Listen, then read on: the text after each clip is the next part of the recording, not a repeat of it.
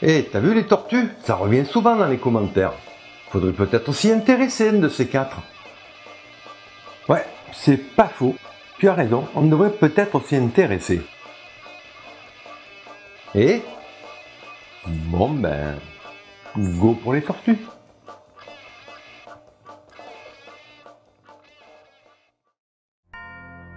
Depuis l'époque florissante de la paléontologie, où Georges Cuvier et ses pairs étudiaient les fossiles, voilà environ 200 ans, bien souvent les chercheurs ont été confrontés à des questions pour le moins épineuses.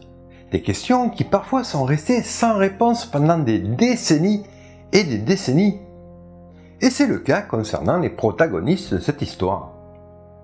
Alors bonjour à toutes et à tous. Dans cet épisode, nous allons nous consacrer à une lignée qui, selon vos commentaires, semble vous intéresser. Nous allons nous pencher sur les testudines. Testudines que l'on appelle parfois chéloniens. En bref, les tortues. Et si vous aimez, n'oubliez pas le petit pouce en l'air et bien entendu, abonnez-vous.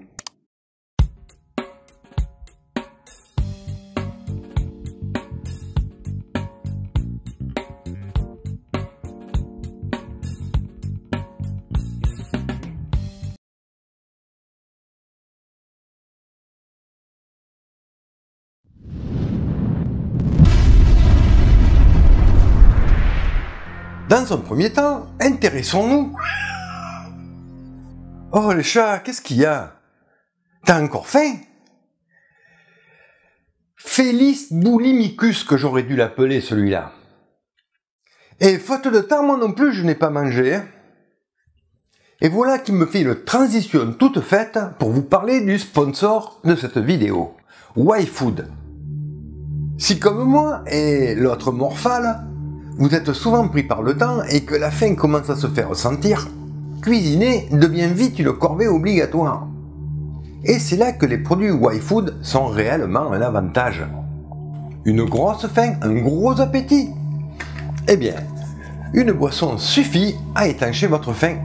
Chocolat, café, vanille ou encore banane, il y en a pour tous les goûts. Moi, perso, c'est noix de coco que je préfère. Un repas complet, équilibré, prêt à boire. Plus sain que le fast-food du coin. C'est super pratique. De temps à autre. Et bien entendu, c'est sans sucre ajouté, sans lactose et sans gluten. Bourré de vitamines et de minéraux. Et avec un Nutri-Score de A, s'il vous plaît. Que ce soit en boisson ou en bar, selon votre faim, les produits YFood apportent en quelques secondes tout ce dont vous avez besoin pour vous rassasier et repartir d'attaque pour quelques heures. Juste ce dont j'ai besoin pour tourner cet épisode. Alors si vous aussi vous voulez essayer, cliquez sur le lien en dessous de la vidéo et avec le code simplex-youtube, bénéficiez de 10% de réduction. Allez, revenons à nos tortues. Bien, dans un premier temps, intéressons-nous à la spécificité des tortues. Anatomiquement parlant, je veux dire. Car outre leur étonnante carapace ossifiée, constituée en deux parties, le plastron, la partie ventrale, et la dossière, la partie dorsale, la caractéristique anatomique prédominante chez ces animaux, tout du moins pour les paléontologues, se situe au niveau de leur crâne, des os de leur crâne. Alors, vous le savez tous, les tortues sont des sauropsides, autrement dit des reptiles.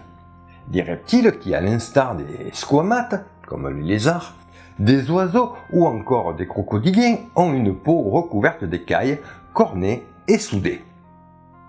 Cependant, ce sont des reptiles qui, au niveau de leur crâne, ne présentent aucune fosse temporale, à l'inverse des reptiles actuels, qui en possèdent deux.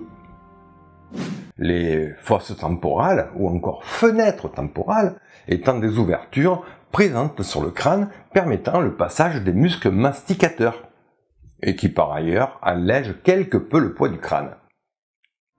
Et c'est ce caractère qui laissait les scientifiques dubitatifs.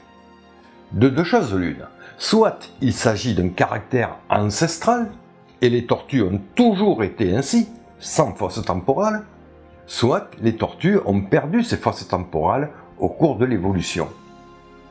Ce n'est qu'après des dizaines et des dizaines de décennies de recherche qu'un consensus a finalement pu être établi.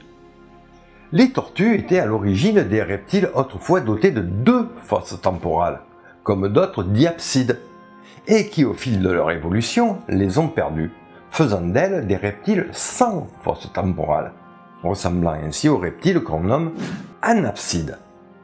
Ce qui, pour le coup, et par extension, font des tortues un clade à part entière. Le mystère était enfin résolu. J'aime autant vous dire que le sujet a fait couler beaucoup d'encre. Ceci étant, voyons maintenant ce qu'il en est de leur évolution. Dans les années 1880-1890, en Afrique du Sud, un étonnant fossile est découvert et décrit. Il s'agit d'un petit reptile d'une trentaine de centimètres nommé Eunotosaurus. Celui-ci présente des côtes plates particulièrement larges et allongées se courbant sur son dos. Un caractère qui a priori préfigure les carapaces des futures tortues. Ainsi, quelques années plus tard, en 1914, Eunotosaurus est proposé comme un hypothétique ancêtre des tortues. Cependant, bien qu'étant encore à ce jour le meilleur candidat au rôle de plus proche parent des tortues, la question reste toutefois encore débattue. Eunotosaurus vivait il y a environ 260 millions d'années, vers la fin du Permien, dans ce qui est aujourd'hui l'Afrique du Sud, alors que la planète est une véritable planète océan, abritant le supercontinent unique, la Pangée. Certes, ce n'est pas réellement une tortue, c'est comme s'il s'agissait d'un animal au stade intermédiaire. C'est ce qui amène les scientifiques du début du XXe siècle à penser que Eunotosaurus pourrait bien être un très lointain cousin des tortues actuelles, une sorte de proto-tortue. Par ailleurs, si certains chercheurs pensent que cette simili-carapace est un caractère défensif, d'autres émettent l'hypothèse que cette étrange morphologie, large et plate, est bien appropriée pour un animal fouisseur.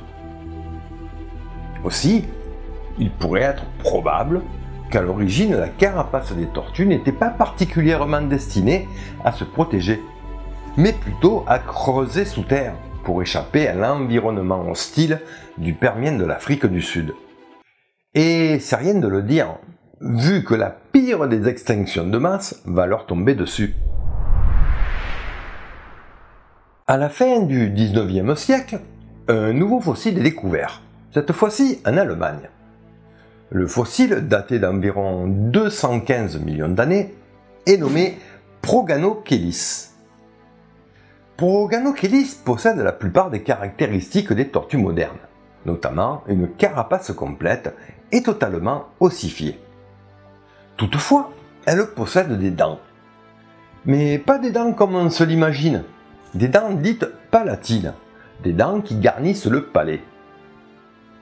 Et autre petit détail, sa queue est munie d'une massue, très certainement dans un but défensif. Ainsi, Proganochelys fut lors de sa découverte et pendant longtemps considéré comme étant la plus ancienne des tortues connues, l'aïeule des tortues, et fut à ce titre qualifié de première vraie tortue. Proganochelys vivait durant le Trias, au Trias tardif, il y a environ 210-215 millions d'années. Des dizaines de millions d'années ont passé depuis l'époque où les petits Eunotosaurus du Permien creusaient leur terrier. Du reste, ils devaient probablement être déjà fossilisés au moment où vivait Proganochelys. Et entre-temps, la terrible extinction de la fin du Permien a fait des ravages, ouvrant par là même une nouvelle ère, l'ère mésozoïque, l'ère dite des reptiles. Et en parlant de reptiles, notons que durant le Trias, parmi les reptiles marins, il existait des réelles créatures à la morphologie extérieure très proche de celle des tortues, les placodontes. Toutefois, bien qu'ils soient aussi des reptiles, et qui du reste furent pendant un temps considérés comme les proches parents des tortues, Ils ne sont en rien apparentés à celles-ci, et en aucune manière, les placodontes sont des ancêtres des tortues. Poursuivons. Pour résumer, à ce stade, les scientifiques du siècle dernier sont encore dans le flou concernant les tortues. Ils connaissent Eunotosaurus, qui n'est pas réellement une tortue, et Proganochelys, qui, mis à part des dents palatines, est une vraie tortue avec tous les attributs qu'on leur connaît. Mais cela va changer lorsqu'en 2008, on décrit un nouveau spécimen, Odontochelys. C'est toujours au Trias tardif, il y a environ 220 millions d'années, que quelque part à l'est de la Pangée, dans les îles de l'immense archipel qui sera un jour la Chine actuelle, évoluait Odontochelys. Odontochelys est un nouveau fossile qui va permettre aux chercheurs de comprendre un peu mieux l'évolution de ces stupéfiantes créatures. Tout comme Proganochelys, Odontochelys est une ancienne tortue, une tortue archaïque. Et avec 220 millions d'années au compteur, elle devient à ce titre la plus ancienne des tortues connues. À la lumière des études des sédiments récoltés autour du fossile, il s'avère qu'il s'agissait d'une tortue aquatique qui vivait dans les eaux d'un delta marin ou fluvial. Cependant, bien que possédant un crâne très semblable aux tortues actuelles, c'est-à-dire anapside, sans fosse temporale, Odontochelys est muni de dents, alors que les tortues actuelles, qu'elles soient terrestres ou aquatiques, sont toutes pourvues d'un bec corné et extrêmement tranchant. Mais, chose étonnante, et pas des moindres, ces côtes sont larges, mais non soudées.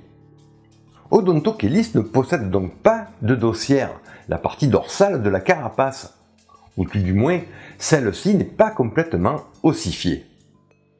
Néanmoins, ce n'est pas le cas de sa partie ventrale. En effet, Odontochelys a d'ores et déjà développé le plastron ventral.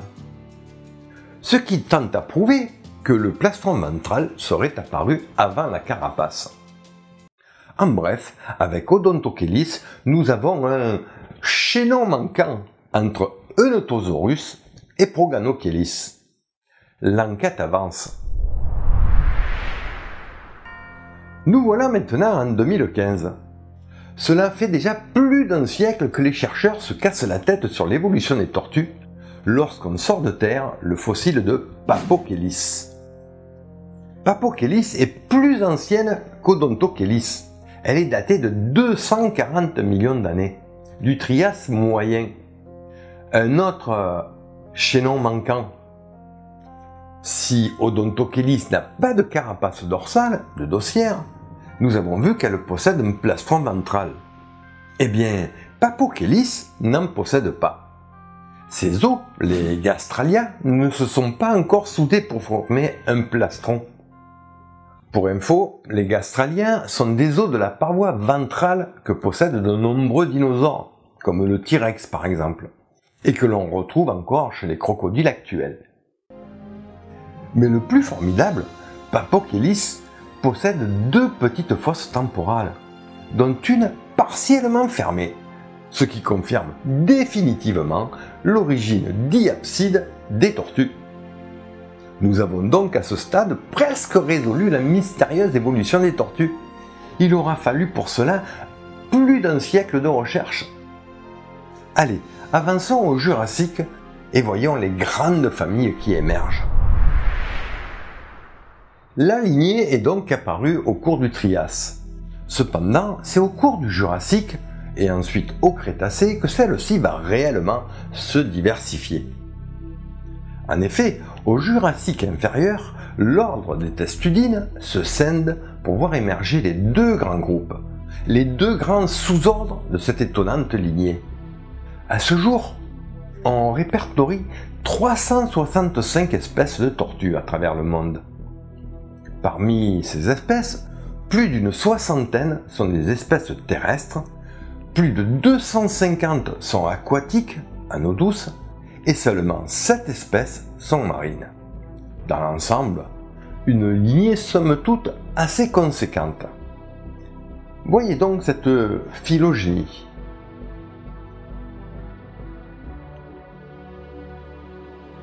Ce qui fait pas mal de monde, n'est-ce pas?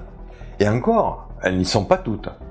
Il faut dire qu'avec quelques 250 millions d'années d'évolution, les tortues ont eu largement le temps de se diversifier. Bon, un peu trop complexe ce cladogramme. Alors simplifions la chose. En voilà un autre bien plus lisible, en listant uniquement les familles. Comme je vous le disais il y a quelques instants, la lignée des testudines se divise en deux sous-ordres, les pleurodires et les cryptodires. Oui, encore des termes quelque peu barbares, mais vous allez voir au bout du compte, c'est assez simple. Vous savez tous que si un danger se présente, certaines tortues ont cette surprenante capacité de pouvoir cacher leur tête à l'intérieur de leur carapace pour se protéger. Alors, sans vraiment entrer dans les détails anatomiques de leur squelette, disons que ces tortues ont les épaules situées non pas à l'extérieur de leur cage thoracique, comme tous les tétrapodes en général, mais à l'intérieur. Et c'est cette étonnante faculté qui leur permet d'exécuter cette prouesse anatomique. Cependant, toutes ne rétractent pas leur tête de la même façon. Et c'est cela qui différencie ces deux groupes, ces deux sous-ordres, la façon qu'elles ont de replier la tête et de la protéger. Dans le cas de notre premier groupe qui émerge dès le Jurassique, les pleurodires, qui sont des tortues exclusivement aquatiques, étant donné qu'elles sont pourvues d'un cou particulièrement long, elles le recourbent latéralement sous leur carapace. Du reste, les anglophones parlent de tortues à cou latéral. Ces tortues pleurodires sont aujourd'hui représentées par trois familles qui font leur apparition dès le Crétacé inférieur. Ce sont trois familles exclusivement présentes dans l'hémisphère sud.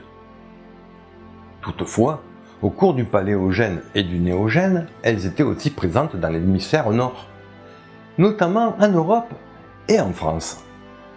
Alors, je ne vais pas toutes les énumérer, mais pour illustrer les pleurodires, laissez-moi vous présenter la tortue tutu. Oui, en espagnol, mata veut dire tu, du verbe tuer. Donc, mata mata. Ouais, bon. C'est une blague pourrie. Ok, désolé. Bref, la célèbre tortue mata mata appartient à la famille des Chélidés. Une tortue à l'aspect pour le moins primitif, préhistorique. Il s'agit d'une tortue d'eau douce d'Amérique du Sud de belle taille, pouvant atteindre les plus de 70 cm pour une vingtaine de kilos. Et regardez-moi ce sourire ravageur. Les pas jolis cette tortue. Mais ne vous y trompez pas, parce que malgré sa bonne bouille, c'est un prédateur remarquable.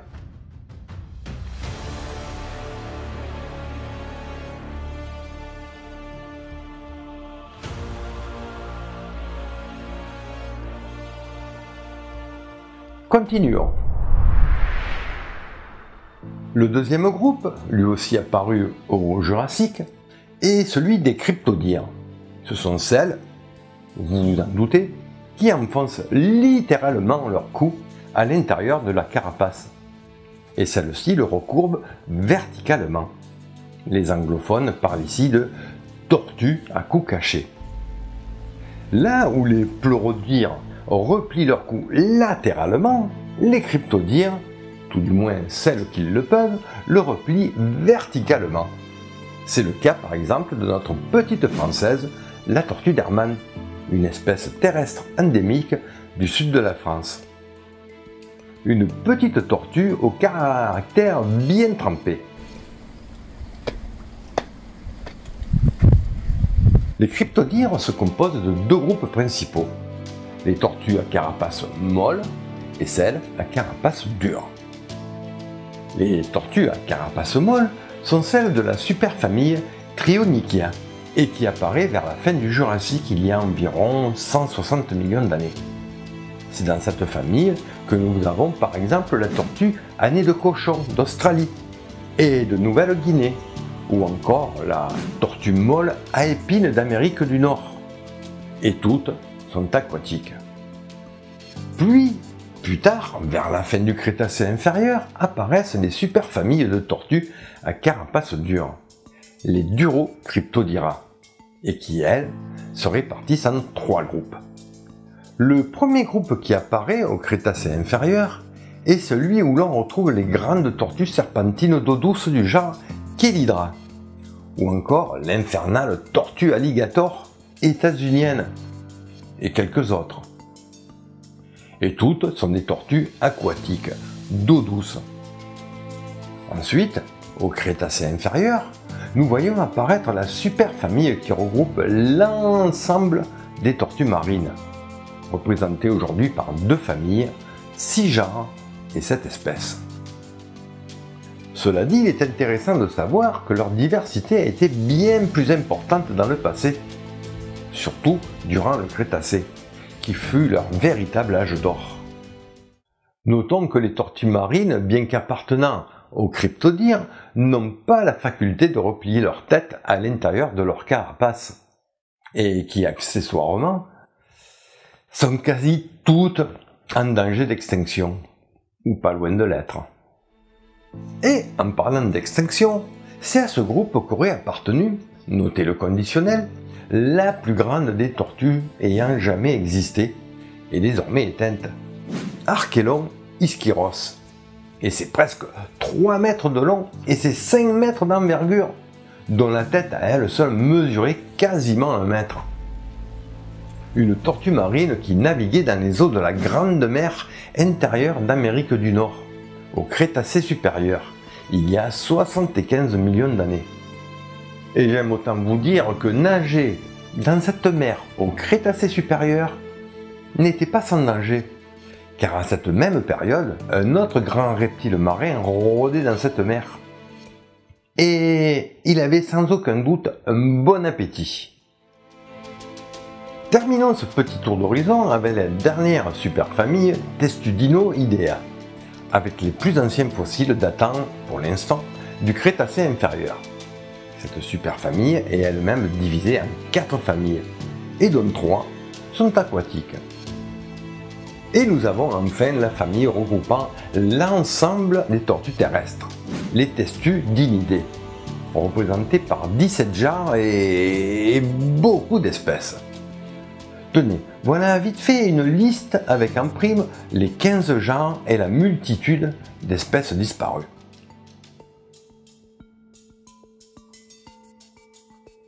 En bref, on peut affirmer que, dès la fin du Trias, la lignée des tortues est bel et bien présente. Et bien que leur origine exacte reste un peu, pour le moins obscure, c'est toujours au long du Jurassique et du Crétacé que la lignée se diversifie réellement pour engendrer l'ensemble des familles que nous connaissons actuellement. Voilà ce que j'avais à vous dire sur la grande lignée, en très grande partie aquatique, des tortues. Comme vous pouvez l'imaginer, à la vue de cette très longue liste, il m'aurait été impossible de vous lister toutes les familles disparues de cette liste. Et ce n'est qu'une famille. Tenez, ça, ce sera bien plus parlant. Voyez donc le registre fossile sur cette carte. Ça, c'est le Mésozoïque. Et là, le Cénozoïque. Bref, vous l'avez compris, c'est quasiment incommensurable. Quoi qu'il en soit, merci d'être resté jusqu'au bout de cet épisode. J'espère que cela vous aura plu. Et si tel est le cas, matraquez le petit pouce. Et si vous voulez m'aider, vous connaissez Tipeee. Ou bien devenez membre de la chaîne. Dans tous les cas, merci infiniment à tous les donateurs pour leur aide inestimable. Je remercie aussi le paléontologue François-Louis Pellissier pour son aide à l'écriture de cet épisode. Sur ce, je vous embrasse, prenez soin de vous et à la prochaine. Bye bye.